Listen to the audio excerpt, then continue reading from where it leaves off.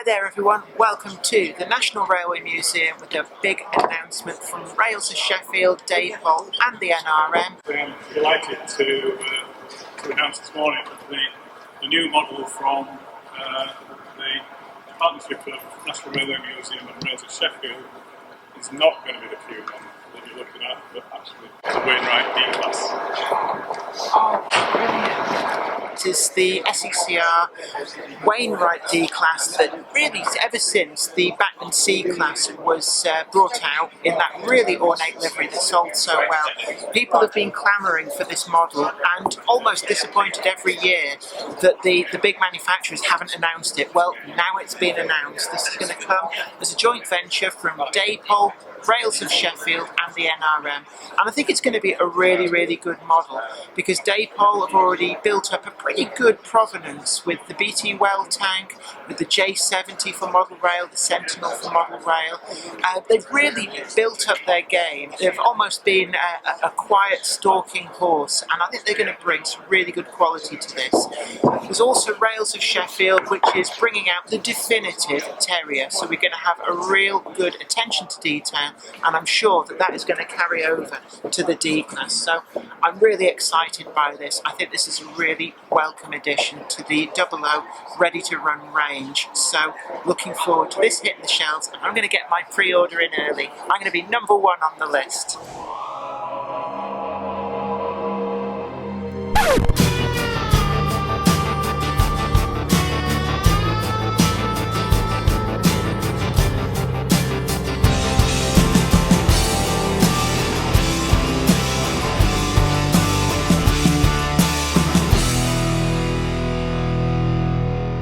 I think this is an inspired choice. It's a locomotive that people have asked for quite some time, ever since the Batman C-Class came out in a similar livery. So it's wonderful to be able to see this now being produced in model form, and I've got every faith that it's going to be really well done and it's going to be a very successful model. So really pleased to hear this get announced today. Fingers crossed it will be an absolutely amazing model. I mean, the livery is beautiful, the locomotive is beautiful. Chris is ready to take anybody up who would like to get up first, so we can only take two at a time. So. I love this finish, it's like got this teak veneer. I mean, you can see the quality of craftsmanship that went into these in the Victorian days. Well, Edwardian, Victorian? Sure. Isn't this amazing? Right.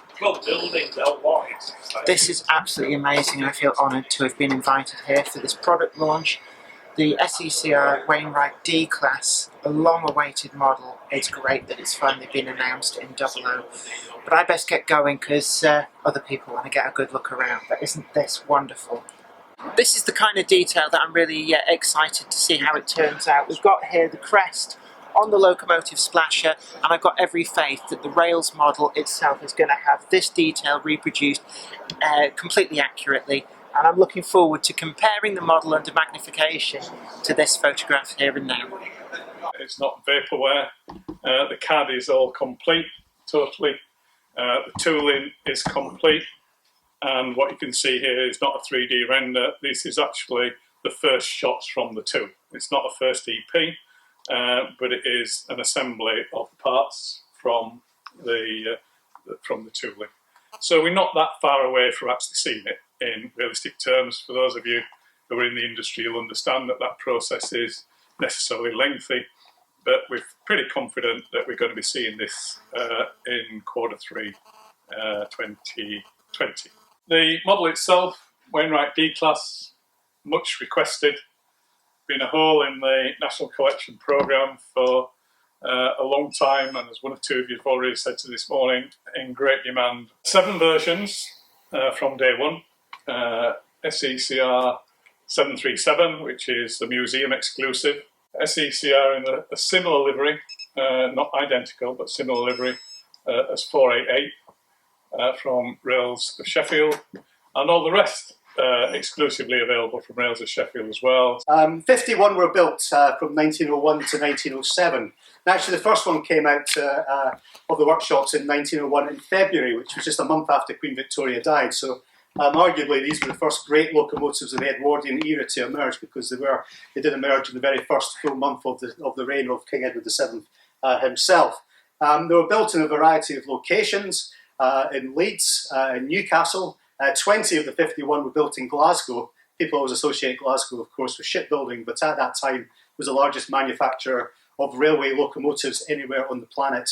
And the majority of the locos, 21, were built at the company's own works at Ashford, under the supervision, of course, of Harry S. Wainwright, who was the locomotive and carriage and wagon superintendent at the time.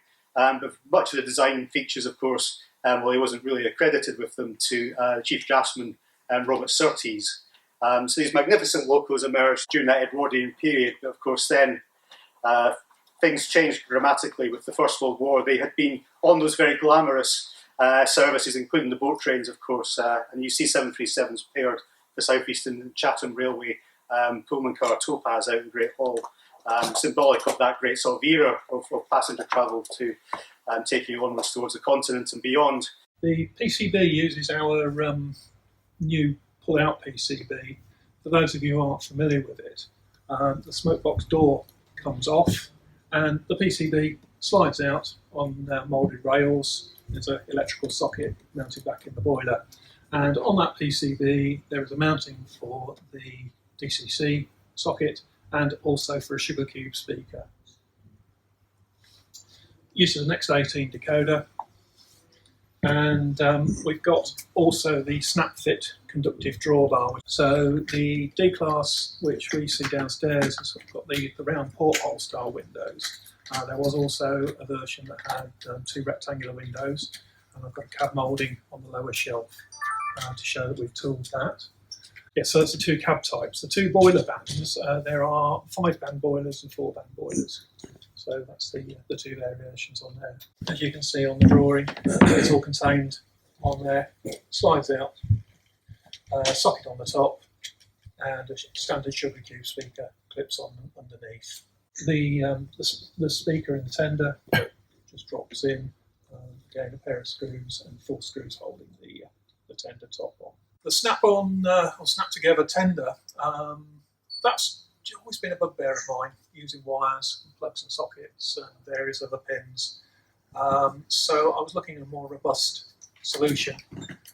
With this, we've got kinematic style coupling on both sides, so we can have very close coupling between the two units. But as we go around the bend, they will separate. And what we've got here is a PCB with electrical connections on both sides going into a plastic shell. And there's a little jigsaw puzzle-like piece here which actually clips together in addition to ensure that it won't separate. What that means is that you can either put it together in a traditional way, just by slotting them together, or you can put it on a straight piece of track and just push, and it literally will just click together. So I hope that will, in practice, solve many of the issues that bugged other locomotives with tenders and electrics in the tender. I mean, we're in a whole renaissance, I think, in the model industry, and I think it's really exciting. With a 440, obviously balance is very, very important, and you'll notice that we've achieved that by looking at a die-cast chassis and a die-cast boiler, which is moving the centre of gravity back between the driving wheels, so that all of that weight is concentrated right where it's needed. It's also nice and low as well, approaching the axle lines. That's in terms of the centre of gravity. So, although we've obviously still got haulage tests, etc., on paper, it's looking pretty good. I just want to say thank you very much for inviting me down here. I think the D-Class is a winner. It's one that the market has been crying out for years and years, so it's great to see it reach the market. And actually the presentation, there was some really innovative new features on this model as well, which I'm quite pleased to see. Very interesting, yeah. Yeah, especially that tender drawbar assembly. I'm really interested to see that in the flesh. But congratulations, it's an inspired choice, and I look forward to seeing it in the flesh. And that's why we were so pleased that you could come, because it would be so hard to explain what we do and how we're partners with the National Railway Museum, and how we work as a team, and the support we've had obviously today from everybody. shows that people like that. So long may it continue. It's brilliant. And put me down for a pre-order. Thank you for coming.